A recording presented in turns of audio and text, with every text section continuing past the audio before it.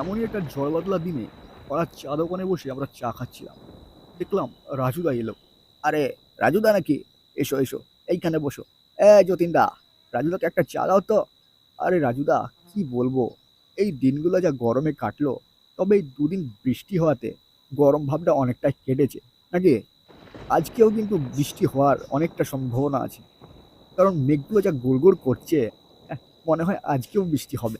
আরে রাজুদা, দেখো দেখো, বলতে না বলতে বৃষ্টিটা লেগে গেল।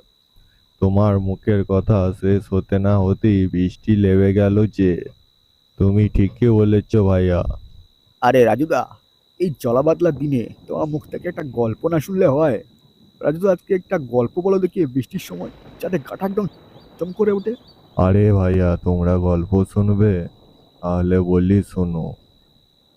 এই গল্প নয়, আমার জীবনে ঘটে যাওয়া এক সত্য ঘটনা।